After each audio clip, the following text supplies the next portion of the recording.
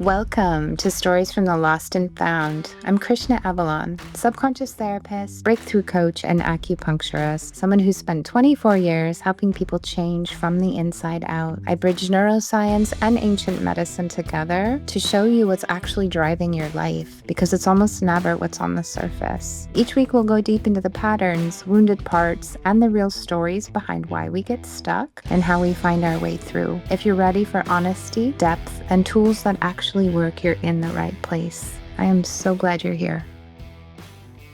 Good morning and welcome to this space where I get to help you understand a little bit deeper a part within you that may be running the show quite often. This part of you sounds just like you, your own voice, your own thoughts, which is actually what makes it so difficult to reach and can be very exhausting to live with. And this part is the inner critic. It might sound something like, I should be further along by now. Other people handle this just fine. Why can't I? Why am I so sensitive? What's wrong with me? I don't do anything right. Very convincing voice and not actually true. So let's look at where the inner critic actually comes from, not just emotionally, but neurologically, at the subconscious level, where it was built and where it still lives. We'll go over what it means as a subconscious program and what it means when the inner critic is part of you. And from the framework of IFS, internal family systems, we get to know parts of us, validate them, and witness them, which is often what these parts of us need to become less extreme in their expression. We'll also get into what it looks like and feels like in the body before you can even hear it in your thoughts. And then I want to offer you tools to work with in the moment and explain tools that help you move forward. The people I work with tend to understand intellectually that the inner critic developed in childhood, maybe later, but usually early childhood. Most people can name the parent or the teacher, the environment, and they can tell you exactly where it came from. But that's not enough to move forward, which is not a failure of insight. It's a structural problem.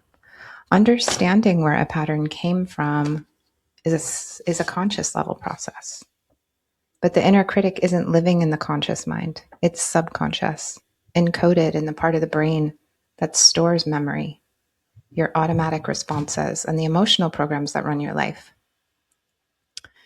Here's the neuroscience that makes it more concrete. Your conscious mind controls approximately 5% of your life and your behavior.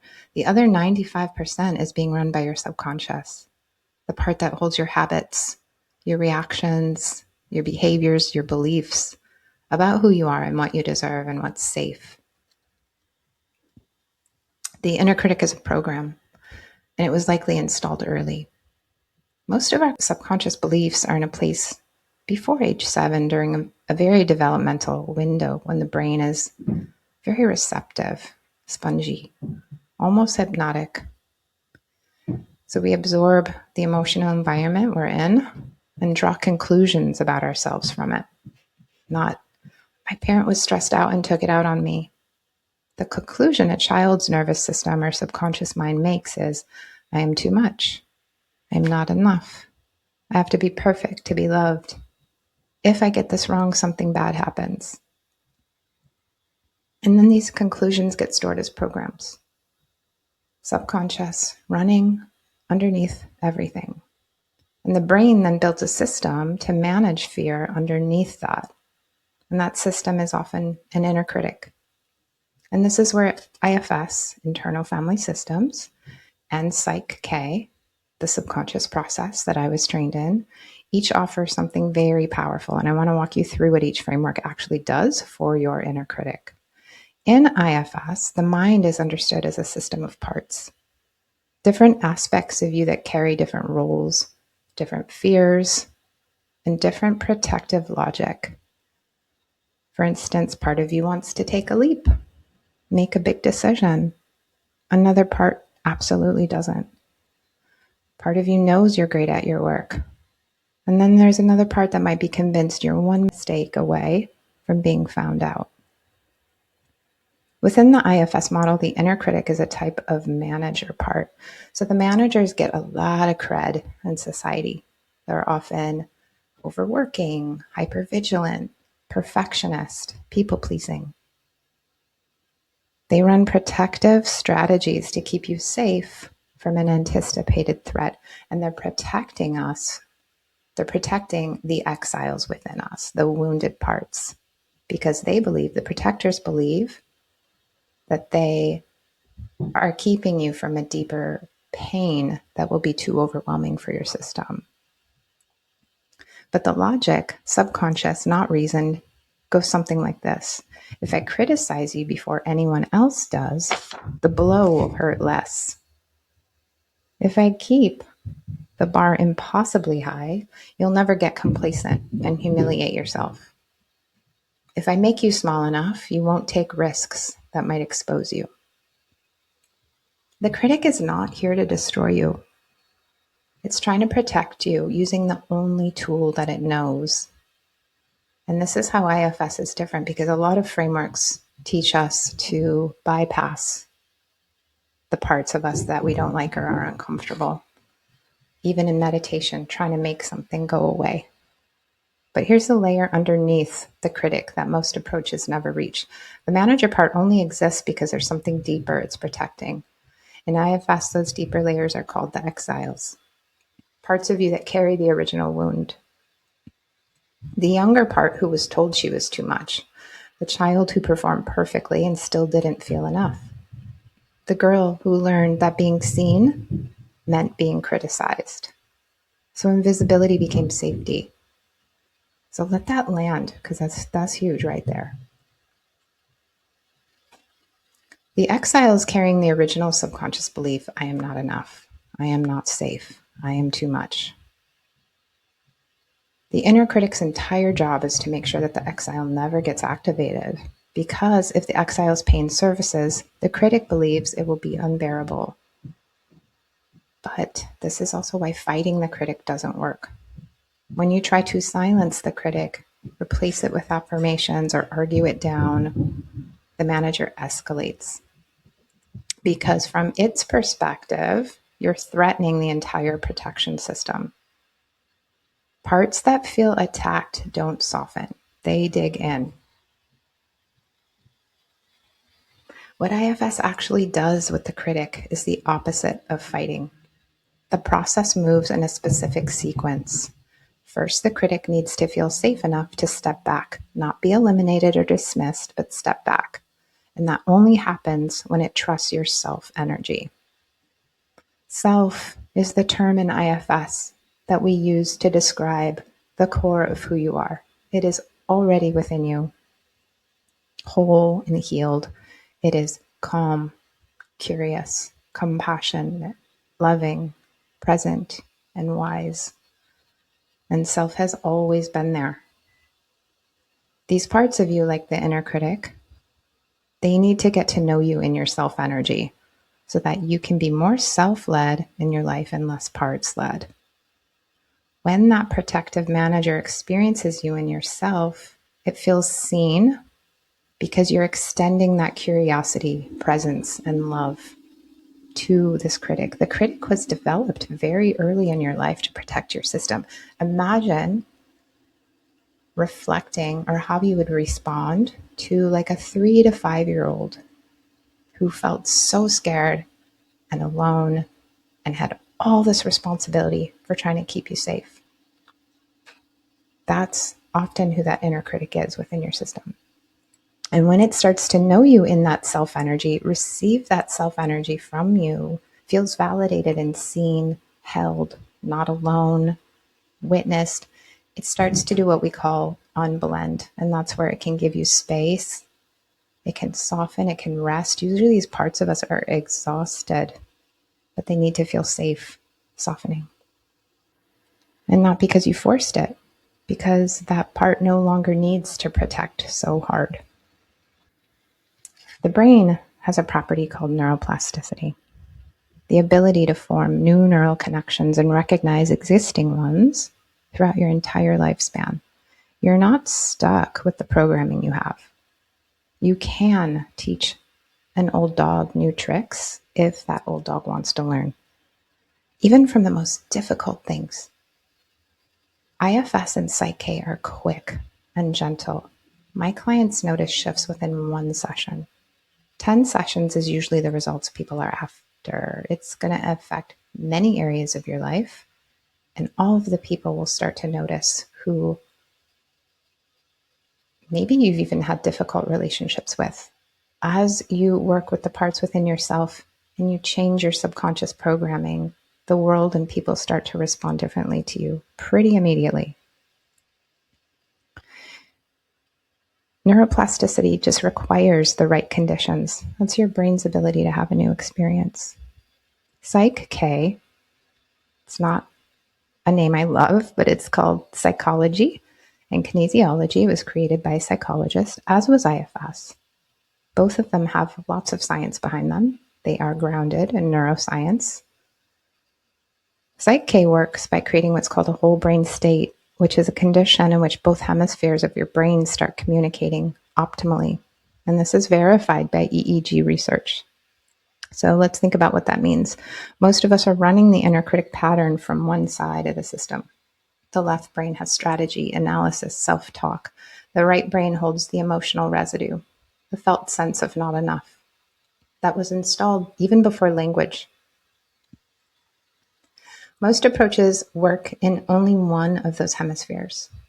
Affirmations are left brain, emotional processing is right brain, and the two can't communicate the update to each other unless they're in a whole brain state. So Psych-K helps you get to that place in your brain where you can be very relaxed, and that's where change can happen. That's where new programs can be installed and where we can peacefully unattach from triggering stressful or traumatic behaviors, however big or small, doesn't matter. And again, one session, you notice shifts. 10 sessions is let's look at all areas of your life that you want to expand or grow or move forward in. For the inner critic specifically, a Psych-K process might work to create new beliefs like, I am enough exactly as I am. It is safe for me to be seen for who I am. I love and accept myself. I forgive myself for my mistakes. In a regular conversation, those statements can sound true, but feel hollow at the same time because you can agree with them consciously, but the subconscious is what's running the program. So you might try to talk yourself into something. If you have to present, if you have to show up somewhere, if you have to be seen, you might be trying to talk yourself into things. And it's so much work where you still feel the rev and the panic inside your system. It's because your subconscious is not expanded into those beliefs. From an IFS lens, it's because those parts of you need to feel safe and held. And this is why I love to work with both frameworks together. I don't always, but with clients that I get to work with for a series of sessions, we are often blending both modalities because it just gets you where you need to go, like right now, rather than having to spend 20 years in talk therapy. We can talk as much or as little as you like. Change is immediate and long lasting. You don't ever have to do a same subconscious balance again. You just keep expanding on the trust of yourself, on your worth, on what you believe you deserve. So let's go into a practice. Psych-K and IFS are often somatic, meaning your body will experience the shifts because our body holds our stories. So as you're sitting in a Psych-K session, sitting in what we call a balance, you might feel a lot of nausea, and then the nausea clears. You might feel your back tighten, and then it releases. You might feel your jaw clench, then it releases. Sometimes you're crying, and then you're just not crying. Sometimes you're so pissed off, and then you're just not. So the shifts happen mentally, emotionally, or physically, but often we feel those in our body. Same thing with IFS. That inner critic might come through as tightness in the shoulders, a migraine, sensations of heat. And so as we work with these parts of our system, that energy clears and your body feels different. So let's drop in. I want to take you through cultivating more self energy and then extending that to a part of you that needs your attention. Maybe it's not the inner critic, you know? When you feel super tight in your shoulders, your jaw, your neck, you have a headache, maybe it's a critic, maybe it's judgment, maybe it's anger, maybe it's overwhelm. And those are protective parts that need witnessing. So let's cultivate some self energy right now and extend that to a part of you that needs it. So close your eyes if it feels good. Put a hand on your heart. Take a couple breaths.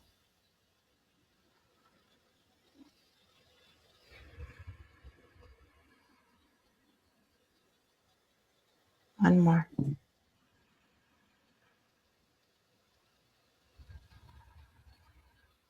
All right. And now imagine a golden light coming in through the crown of your head, down into your heart.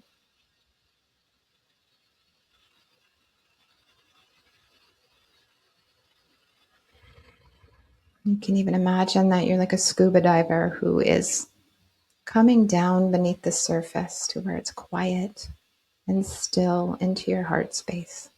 And take a couple breaths.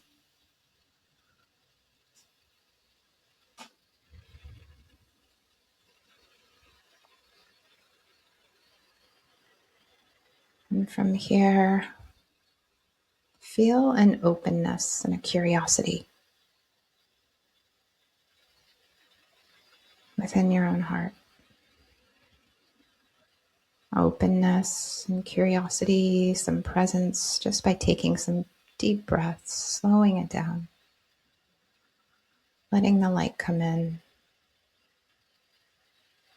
coming into stillness.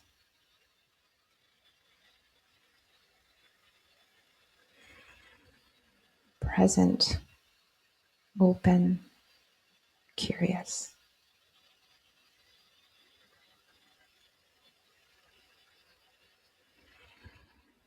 And now noticing what's happening in your body. Is there a place of you that feels tight, stuck, gripping? And just notice. Notice where you feel that in your body.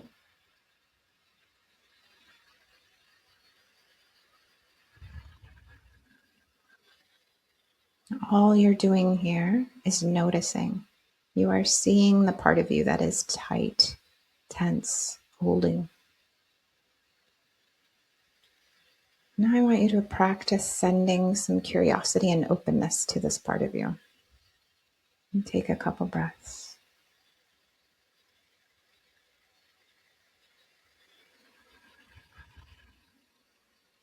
This is very simple but very powerful practice of slowing it down and noticing.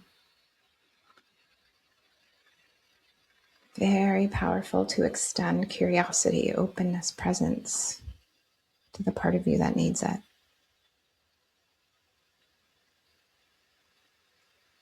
You're letting it know that you see it. You're letting that tension, gripping, stagnation,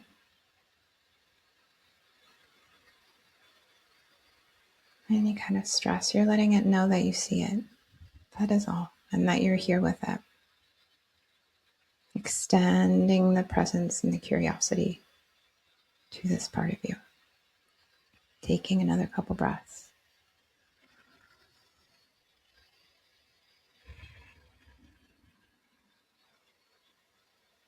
And besides letting it know that you're here with it and that you see it, which is no small thing. Just this alone can change your entire experience.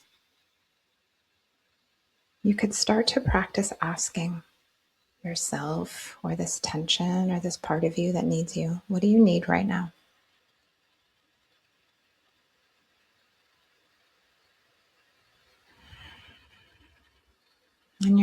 asking with any kind of agenda. You're not trying to change it or fix it. Parts do not like that. They can tell when you have an agenda, and they can tell when you're just curious and open and present. And if you don't get an answer right away, totally fine. Sometimes parts need to get to know you before they just give you that information. But sometimes they're ready to tell you right away. And your body will tell you everything you need to know. So this is the practice for you. Practice slowing it down, allowing the light to come into your heart, dropping beneath the surface where it's loud, coming into your heart space, extending the presence, curiosity, and openness to the part of you that needs it. Telling this part that you see it and that you are here with it.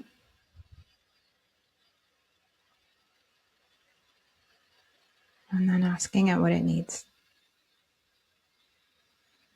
If that language is tricky for you in any way, you can just ask yourself, what do I need right now? I want you to practice that. We are often used to looking outside of ourselves, at what everyone else needs. This is the practice of coming back into your own energy, acknowledging the parts within you, extending presence, curiosity, love, by asking yourself, what do I need right now?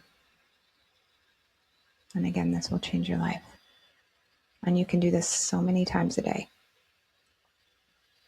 This is a beautiful one for empaths who get lost and have a hard time coming back to their energy. Your critic, though, if that's within you, and any other part, will very much love you slowing down and noticing. So that is your practice for today. If that lands, and I hope that it did, I've got so much more for you. And I'll see you in the next episode. Our next solo episode will be going into people pleasing. Have a beautiful day. That's a wrap on today's episode of Stories from the Lost and Found. If something here resonated with you, the best thing you can do is share it. Send this to someone who really needs to hear it. And if you are ready to go deeper, I would love to support you. Download my free workbook. It walks you through your own subconscious blocks. You can find that link in the show notes. Or if you're ready for a real shift, book a free strategy call and let's figure out what is keeping you from moving forward. I'll see you next week. Your next breakthrough is closer than you think.